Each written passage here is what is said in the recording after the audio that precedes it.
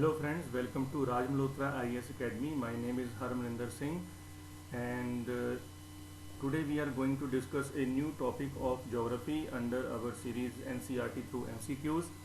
और गाइस जैसे कि आपको पता है आज का जो हमारा लेक्चर है ये लास्ट लेक्चर रहेगा ज्योग्राफी का। तो आज हम इसमें जो टॉपिक कर रहे हैं वो है इंडस्ट्री।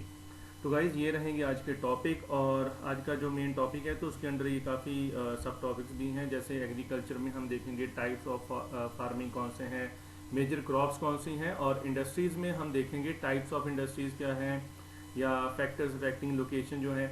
इन टॉपिक्स से रिलेटेड क्वेश्चन आज हम डिस्कस करेंगे। तो गाइज चलिए देख first question. So here is the first question. So question number 1 is consider the following statements. So here statements are subsistence farming is practiced to meet the needs of the farmer's family. Number 2 is low levels of technology and household labor are used to produce on small output. So which of the above statement is are correct? तो guys अब यहाँ पर बिल्कुल ये simple statement है। तो इसमें अगर हम इसको समझें तो जैसे कि फार्मिंग की टाइप्स होती हैं तो ये उसमें से टाइप है। जैसे सबसिस्टेंस फार्मिंग और कमर्शियल फार्मिंग दो अलग अलग चीज़ें हैं। तो सबसिस्टेंस फार्मिंग जो है वो एक लो स्केल पे होती है, स्मॉल स्केल पे होती है। तो यहाँ पर ये जो फर्स्ट स्टेटमेंट है तो ये करेक्ट है। क्यों करेक्ट है? क्योंकि यहाँ पर लिखा हुआ है कि कोई फार्मर है, इंडिविजुअल फार्मर है, तो उसकी फैमिली जो है इसमें इन्वॉल्व होती है, वो लेबर का काम करती है, तो इसमें बहुत कम टेक्नोलॉजी यूज होती है। तो first statement is correct and second statement is also correct because low level of technology and house hold labour is use in the subsistence farming. तो ये होता क्या है, हम एक्सप्लेनेशन में इसको डिटेल में बात करेंगे। तो guys both the statements are correct. It means your answer should be C, both 1 and 2। So you can see here answer is C. तो अब यहाँ पर क्या बताया गया है, subsistence agriculture occurs when farmers grow food crops to meet the needs of themselves and their families. तो guys होता क्या है ये देखिए, इस फ्लो चार्ट में आपको काफी कुछ क्लियर हो जाएगा। तो सबसिस्टेंस फार्मिंग है इधर और कमर्शियल फार्मिंग। तो सबसिस्टेंस फार्मिंग में क्या होता है कि कोई भी जो फार्मर है वो एक स्मॉल लेवल पे स्मॉल कोई प्लॉट ऑफ लैंड है तो वहां पर वो फार्मिंग करेगा। तो उसकी जो फैमिली है वो लेबर का काम करेगी, टेक्नोलॉजी बहुत लो होगी। तो फर्दर ये 2 टाइप्स की होती है, इंटेंसिव फार्मिंग होती है, प्रिमिटिव फार्मिंग होती है। तो इंटेंसिव में वही है कि बिल्कुल स्मॉल स्केल पे बिल्कुल स्मॉल प्लॉट होगा, लेकिन जो प्रिमिटिव टाइप है उसमें क्या होता है कि शिफ्टिंग कल्टीवेशन या नॉर्मेडिक हर्डिंग। अब ये दोनों डिफरेंट चीज़ें हैं।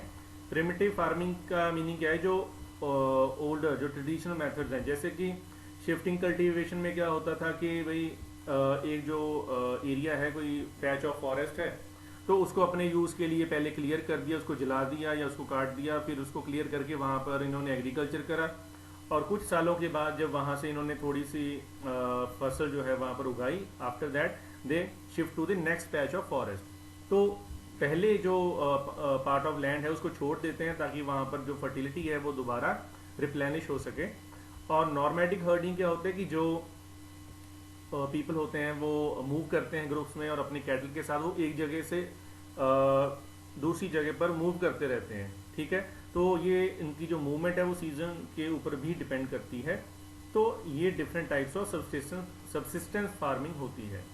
तो अब यहाँ पर in subsistence agriculture farm output is targeted to survival and is mostly for local requirement with little or no surplus.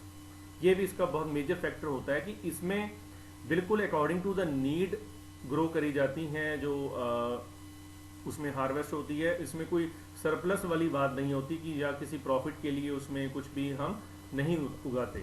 ठीक है, ये अब ये है सबसिस्टेंस फार्मिंग। ये देखिए एक बिल्कुल स्मॉल प्लॉट है, उस पर ये फार्मर है, काम कर रहा है। ठीक है, तो इसमें इसकी जो फैमिली वो इन्वॉल्व होगी। कोई बड़ा ये पैच नहीं है, कोई बड़ा फील्ड नहीं है ये।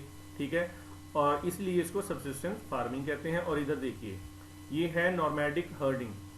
तो ये पर्सन जो है वो अपने कैटल के साथ मूव करते रहते हैं, कभी एक जगह पे जहाँ पर उनको कोई ग्रास लैंड अवेलेबल है उनके कैटल के लिए वहाँ पर मूव कर जाएंगे। जैसे जो हमारे माउंटेन रीजन में जो ट्राइब्स हैं, जैसे गद्दी है, बुटियाल्स हैं, तो ये भी मूव करते रहते हैं अपने कैटल के साथ। तो समर में वो अपर एल्टीट्यूड पे चले जाते हैं, हायर एल्टीट्यूड पे मूव कर जाते हैं। और जब विंटर होती है तो वो लोअर एल्टीट्यूड पे आ जाते हैं। तो इसी तरह ये पर्सन जो है जो नोमैड्स हैं ये भी मूव करते रहते हैं। ठीक है, तो ये सबसिस्टेंस फार्मिंग हो गया। ये क्या हो गया, नॉर्मेडिक हर्ड। देखते हैं क्या है, तो ये आपका पेज नंबर 40 है। तो गाइज ये आपकी क्लास 8 की एनसीईआरटी है, तो ज्योग्राफी की, और इसमें ये जो बुक है उसका नाम है रिसोर्सेज एंड डेवलपमेंट। तो इसमें चैप्टर 4 है आपका एग्रीकल्चर। पेज नंबर 40 पे सबसिस्टेंस फार्मिंग है, इसको देखिए डिस्क्राइब करा गया है यहाँ पर बिल्कुल क्लियर। तो आई होप कि आपको ये समझ आ गया होगा।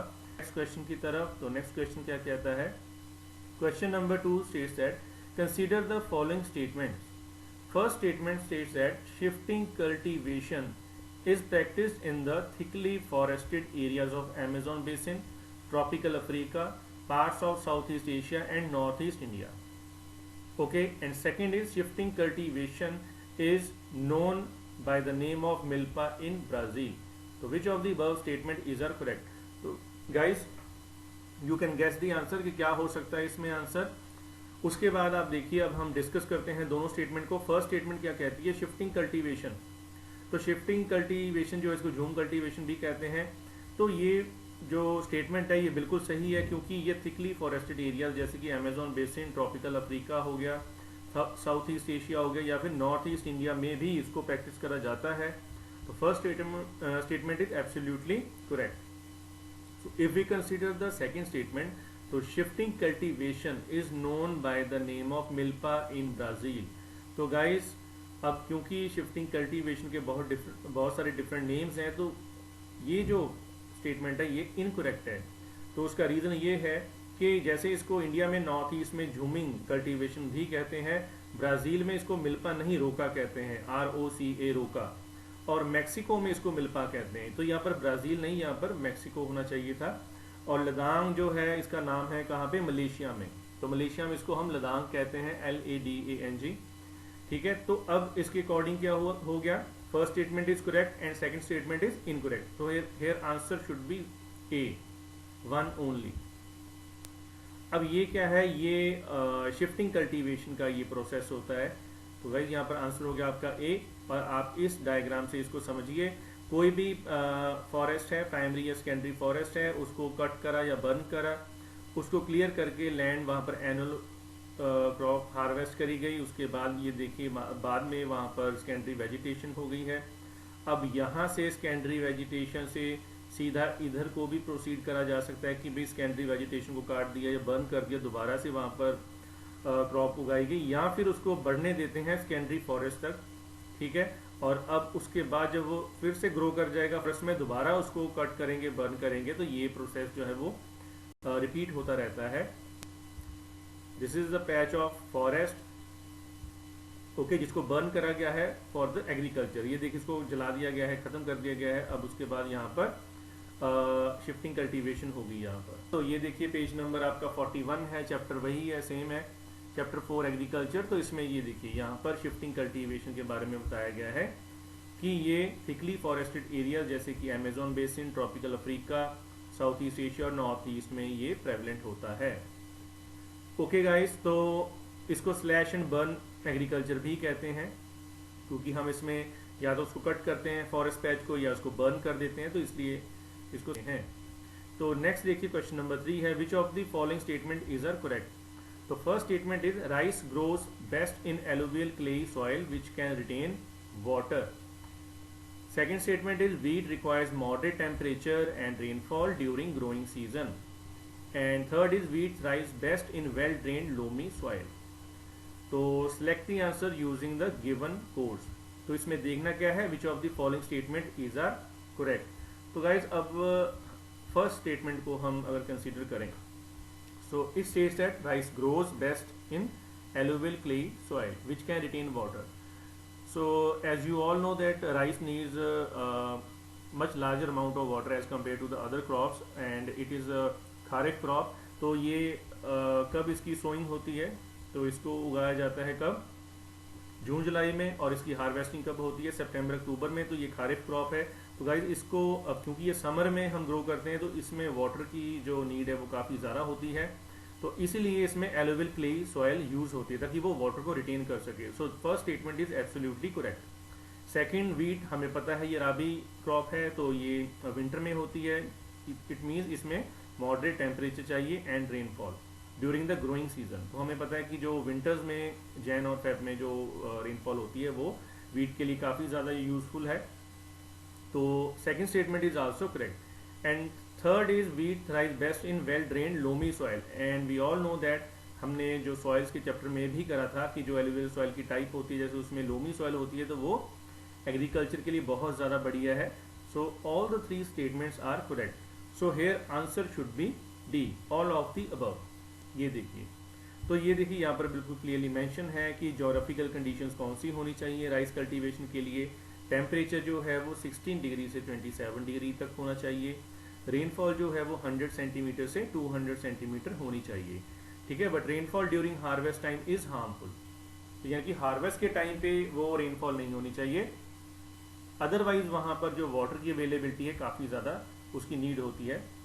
तो एनुअल टेम्परेचर कितना, 24 डिग्री सेल्सियस। इसी तरह सॉइल की बात करें तो राइस के लिए क्या चाहिए, एलुवियल सॉइल चाहिए और on the fertile river basin, ठीक है, जहाँ पर हमारे पास न्यू एलुवियम होती है, खद्दर सॉइल होती है, ठीक है। तो it is also grown in mix soil और लोमी एंड क्लेई सॉइल, ठीक है। तो ये इसमें रिक्वायरमेंट्स होती हैं। तो जब आप पीडीएफ पढ़ोगे तो उसमें आप ये सारा कुछ पढ़ सकते हो, आपको ये पॉइंट जो है बिल्कुल ठीक है। तो ये देखिए आपका पेज नंबर है 42, तो यहाँ पर भी बिल्कुल क्लियरली मेंशन करा गया है कि इसकी क्या क्या रिक्वायरमेंट्स होती हैं। और ये देखिए China leads in the production of rice followed by India. तो मेन जो प्रोड्यूसर हैं राइस, जो प्रोड्यूसर हैं वो है चाइना एंड इंडिया, क्योंकि दोनों में ही राइस जो है वो स्टेपल फूड है, चाइना में भी और इंडिया में भी, ठीक है। तो फर्दर यहाँ पर वीट जो है वो बहुत सारी कंट्रीज में उगाया जाता है एक्सटेंसिवली, यूएसए में, कनाडा, अर्जेंटीना, रशिया, तो सभी में ये काफ़ी ज़्यादा। तो नेक्स्ट देखिए क्वेश्चन नंबर 4 है आपके पास। Consider the following statement. First is millets are also known as coarse grains and can be grown on less fertile and sandy soils. And second statement क्या कहती है, तो सेकंड स्टेटमेंट जो है it states that it is a hardy crop that needs low rainfall and high to moderate temperature. So which of the above statement is are correct. तो guys अब ये जो मिलेट्स होते हैं ये होते क्या हैं, तो इसको कोर्स ग्रेन्स भी कहा जाता है, ठीक है। तो these are the cereal grains other than the wheat and rice. तो व्हीट एंड राइस जो है उनसे ये अलग होते हैं। अच्छा, अगर हम बात करें OECD जो हमारी यूरोपियन कंट्रीज भी हैं जैसे, तो वहाँ पर इन क्रॉप्स को नॉर्मली यूज करा जाता है एज एनिमल फीड और ब्रूइंग, यानी कि उसमें आपको अल्कोहल बनाने के लिए, यानी कि जो ब्रूइंग इंडस्ट्री है तो उसमें अल्कोहल बनाने के लिए भी इसको यूज़ करा जाता है, ठीक है। तो इंडिया में ये एज फूड क्रॉप भी यूज़ होता है, इसको फूड में यूज़ करा जाता है, ठीक है। तो इसमें रिक्वायरमेंट जो है वो रेनफॉल की कंपैरेटिवली कम होती है as compare to the other crops. तो अब इसमें मिलेट्स में कौन कौन से आएंगे, इसमें आपका ज्वार, बाजरा, मेज, ये सारे जितने भी क्रॉप्स हैं वो मिलेट्स में आ जाएंगे। Okay, clear. तो ज्वार को जैसे सॉर्गम कहते हैं, बाजरा जो होता है उसको पर्ल मिलेट कहते हैं, रागी भी इसमें आ जाएगा, तो ये सारे इसमें इंक्लूडेड होते हैं, ठीक है। सो इट मीन्स मिलेट्स, अब फर्स्ट स्टेटमेंट क्या कहती है, millets are also known as coarse grains and can be grown on less fertile and sandy soil. तो this statement is absolutely correct. अब यहाँ पर सैंडी सॉइल लिखा हुआ है, तो राजस्थान में भी मिलेट्स की जो कल्टीवेशन है काफ़ी ज़्यादा होती है, okay. So second is it is a hardy crop that needs low rainfall and high to moderate temperature. So guys both the statements are correct. So here answer should be C, both 1 and 2। ये देखिए, तो millets क्या है, they are generally grown और mixed crop as mixed crops in regions of low rainfall and other crops grown with them being usually one of the legumes, okay। तो अब ये देखिए सॉर्गम है जिसको ज्वार कहते हैं, ओके, ये बाजरा है। तो आई होप कि पिक्चर देख के आपको ये क्लियर हो जाएगा, ये बाजरा की कल्टीवेशन है, ठीक है। तो इधर सॉर्गम है, ओके। तो सॉर्गम जो है आप इसकी पिक देख सकते हो, ठीक है। तो पर्ल मिलेट जो है बाजरा, तो ये रहा, this is a picture of bajra, ठीक है। तो चलिए आगे चलते हैं, मुझे आ गया होगा। नेक्स्ट देखिए यहाँ पर पेज नंबर 42 एंड 43 पर भी इसको डिस्क्राइब करा गया है बिल्कुल क्लियरली। तो मिलेट्स क्या होते हैं ये यहाँ पर क्लियरली मेंशन है। अपना next question. So question number 5, consider the following statements. First statement is jute grows on alluvial soil and requires high temperature, heavy rainfall and humid climate. And second is India and Bangladesh are the leading producers of jute. So which of the above statement is are correct? तो guys this question is comparatively simple. I think कि आपको इसका answer पता होगा. तो first statement की अगर बात करें it is absolutely correct, because jute जो है उसको high temperature and heavy rainfall चाहिए, इसलिए वेस्ट बंगाल उड़ीसा जो उस साइड पे ईस्टर्न साइड पे हमारे जो स्टेट्स हैं वहाँ पर ज़्यादा इसकी कल्टीवेशन होती है, जिसके अराउंड हाई रेनफॉल अवेलेबल होती है. And India and Bangladesh are the leading producer of jute. This statement is also correct. So both these statements are correct, and here answer should be C, both 1 and 2. So this is answer C. ठीक है. तो guys ये देखिए ये jute के plants हैं. तो पहले ये ऐसे होता है, बाद में इसको इस प्लांट के जो स्टेम में से वो फाइबर्स निकाले जाते हैं, तो अल्टीमेटली उसको ऐसे ड्राई करा जाता है. ये देखिए, ठीक है. तो देखिए कितना डिफरेंस है. यहाँ पर प्लांट्स ऐसे होते हैं, तो वेस्ट बंगाल में इसको बहुत ज़्यादा कल्टीवेशन इसकी होती है, बांग्लादेश में भी बहुत ज़्यादा कल्टीवेशन होती है. तो ये देखिए जूट, और इसको बाद में कन्वर्ट करा जाता है in the form of ropes. तो उससे इसको वैसे भी इसकी निटिंग के बाद जूट बैग्स भी बनाए जाते हैं. बहुत सारे प्रोडक्ट जो हैं वो जूट से बनते हैं, इसकी रोप्स बनती हैं. ठीक है. अब इसको बहुत ज़्यादा एक्सपोर्ट भी करा जाता है. ओके गाइज, तो ये हो गया आपका जूट. चलिए नेक्स्ट देखिए यहाँ पर ये पेज नंबर 43 पर. तो जूट को गोल्डन फाइबर. तो गाइज ये पॉइंट आपने हमेशा याद रखना है कि जूट को गोल्डन फाइबर भी कहते हैं, and it grows well on alluvial soil. तो आपको पता है कि जो रिवर्स हैं, जो हमारी नॉर्थ इंडिया की रिवर्स हैं, वो अल्टीमेटली किस में जाती हैं? बे ऑफ बंगाल में. ओके. तो बे ऑफ बंगाल में जैसे जैसे रिवर जहाँ पर भी क्रॉस करेगी, जिस लैंड सरफेस को क्रॉस करेगी, तो वहाँ पर वो सेडिमेंट्स की लेयर बिछाती जाएगी. वो एलोवियम जो है, वो जो सॉइल है वो बहुत ज़्यादा फर्टाइल होगी. तो इसीलिए जूट जो है वो उन रीजन्स में जैसे वेस्ट बंगाल है, उड़ीसा है, उस साइड पे बहुत ज़्यादा कल्टीवेट किया जाता है. उनकी जो ग्रोथ है वहाँ पर वो भी बहुत बढ़िया हो. ओके गाइस, तो आई होप कि आपको ये समझ आ रहा होगा. तो चलिए डिस्कस करते हैं next question. Question number 6, consider the following statements.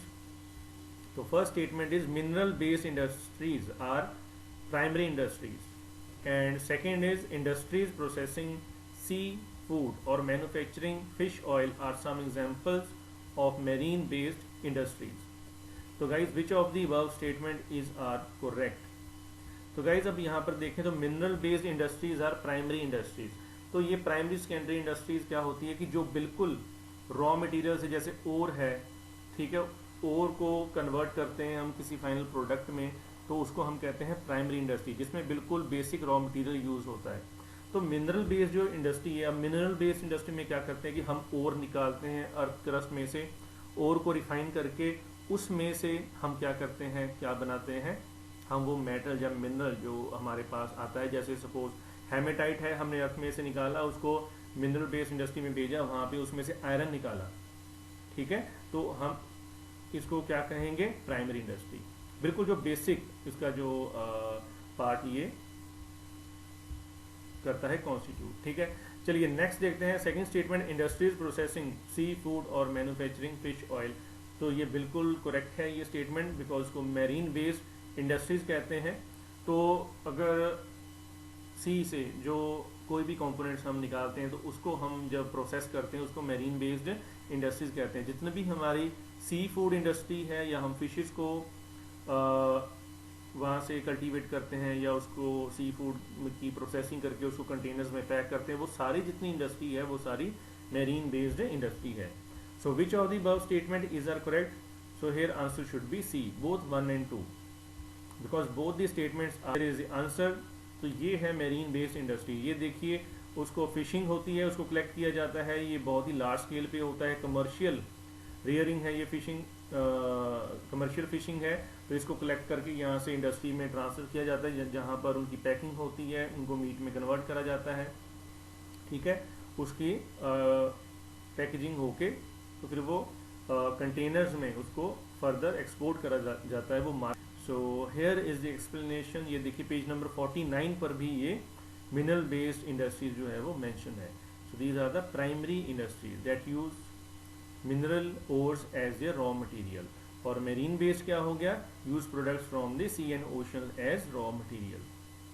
Okay guys, so I hope कि आपको समझ आ रहा होगा। सिमिलरली यहाँ पर फॉरेस्ट बेस्ड इंडस्ट्री भी है, जो कि फॉरेस्ट के प्रोडक्ट्स को फर्दर वो कन्वर्ट करती है किसी फाइनल गुड में, जिसको फर्दर यूज करा। चलिए नेक्स्ट देखते हैं question number 7, which of the following statement is are correct. तो first statement is the first successful mechanised textile mill was established in Mumbai in 1854 and second statement is the first mill in Ahmedabad was established in 1869। Select the answer using the given code. तो guys अब यहाँ पर अगर ये factual question है, ये तभी आप कर पाओगे अगर आपने इसको ये पॉइंट्स पहले पढ़े हैं। ओके, तो अब फर्स्ट स्टेटमेंट की बात करें तो ये जो 1854 में मुंबई में ये फर्स्ट मिल जो थी वो ये स्टार्ट करी गई थी, तो इसलिए जो first statement is correct and the second statement is incorrect. तो फ्रेंड्स अब ये जो स्टेटमेंट है ये इसलिए इनकरेक्ट है क्योंकि यहाँ पर 1859 होना चाहिए था। जो फर्स्ट मिल थी अहमदाबाद में वो स्टार्ट हुई थी 1859 में, तो इसलिए here only first statement is correct, so your answer should B A. A is the correct answer, A is the answer. तो इसकी डिस्क्रिप्शन यहाँ पर देखिए, इसको एक्सप्लेन करा गया है कि ये जो पर्सन थे रणछोड़ लाल छोटालाल राय बहादुर, तो ये बिल्कुल पायनियर थे टेक्सटाइल इंडस्ट्री के अहमदाबाद में। तो इन्होंने 1859 में ये टेक्सटाइल मिल जो थी वो अहमदाबाद में शुरू करी थी। और अगर हम मुंबई की बात करें तो वहाँ पर जो फर्स्ट कॉटन मिल थी जिसका नाम दिया गया था द बॉम्बे स्पिनिंग मिल, ये 1854 में शुरू हुई थी बाय कोवास जी नाना भाई दावर। तो गाइज ये जो पर्सन थे, तो फर्स्ट स्टेटमेंट आपकी करेक्ट होगी और सेकंड स्टेटमेंट जो है वो आपकी इनकरेक्ट है, तो इसलिए आंसर यहाँ पे। तो ये देखिए फर्स्ट इंडियन कॉटन मिल है, देखिए 1854 में ये स्टार्ट हुई थी। तो उस टाइम पे जो ब्रिटिशर्स ने यहाँ पर कॉटन टेक्सटाइल को काफ़ी ज़्यादा डेवलप करा गया था टू गेन। चलिए ये देखिए आपका पेज नंबर 58। अब ये चैप्टर जो है ये चैप्टर 5 है इंडस्ट्रीज, उसमें है ये। तो अहमदाबाद के बारे में बात करी गई है। देखिए first mill was started in 1859। Okay, चलिए आगे चलते हैं। तो अब अच्छा ये भी इंपॉर्टेंट पॉइंट है गाइज, ये भी आपको याद रखना है कि Ahmedabad was therefore often refer to as the Manchester of India. Okay, तो ये भी आपको याद रखना है। देखिए आपका लास्ट क्वेश्चन है question number 8, consider the following statements. तो first statement is Osaka is an important textile centre of Japan, also known as the Manchester of Japan. And second statement is the river Yodo provides water for the mills in this region. तो Osaka आपको पता है ये Japan में place है। Osaka is an important textile centre of Japan. अब इस statement को देखें तो this statement is absolutely correct. तो गाइस ये स्टेटमेंट बिल्कुल सही है। ओसाका जो है बहुत ही बड़ा इंडस्ट्रियल रीजन है जापान में। तो जैसे कि आपको पता होगा कि जापान की जो 4 इंपॉर्टेंट आइलैंड्स हैं, Honshu, Hokkaido, Kyushu, Shikoku. Honshu, Hokkaido, Kyushu, Shikoku, तो ये उसके 4 बड़े आइलैंड हैं, जिसमें से होंशु के ऊपर ये जो प्लेस है ये सिचुएटेड है। और ये जो सेकंड स्टेटमेंट है the river Yodo provides water for the mills in the region, this statement is also correct. तो Yodo is the river that provides the water. तो here answer should be C because both the statements are correct, both 1 and 2। तो guys Osaka जो है Japan में है और इसमें से रिवर फ्लो करती है कौन सी है, ये देखिए दिस इज ओसाका। बहुत बड़ी सिटी है, बहुत बड़ा इंडस्ट्रियल रीजन है जहाँ पे बहुत सारी कॉटन की टेक्सटाइल मिल्स थी शुरू हुई हैं और इस रीजन में बहुत ज़्यादा डेवलपमेंट करी है। और ये देखिए ये है योडो रिवर जो यहाँ से फ्लो करती है और मिल्स को वाटर प्रोवाइड करती है। तो आई होप कि पिक्चर से आपको थोड़ा सा क्लैरिटी हो जाएगी। This is the page number 58 of chapter 5 industries. तो ये देखिए यहाँ पर बताया गया है ओसाका के बारे में। तो it is known as Manchester of Japan. तो टेक्सटाइल इंडस्ट्री जो है develop in Osaka due to several geographical factors. तो बहुत सारे फैक्टर्स जो है इसमें रोल प्ले करते हैं, जैसे कि extensive plain around Osaka ensured that land was easily available। तो रिवर जो था it provided water for the mills, labour जो थी इजिली अवेलेबल थी। तो ये बहुत सारे फैक्टर्स थे जिसकी वजह से ओसाका जो है वो एक बहुत बड़ा टेक्सटाइल हब बन गया था जापान में।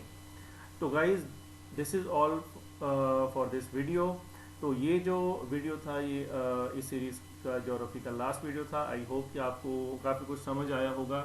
तो इस वीडियो की जो पीडीएफ है हम आपको जो प्रोवाइड कर देंगे, तो आप उसमें से पढ़ोगे तो आपको ये बहुत अच्छे से समझ आ जाएगा। तो आई होप कि आपके फ्यूचर में आपकी जो स्टडी है बहुत अच्छी चलती रहेगी और आप खूब मेहनत करें। तो till then, thank you and God bless.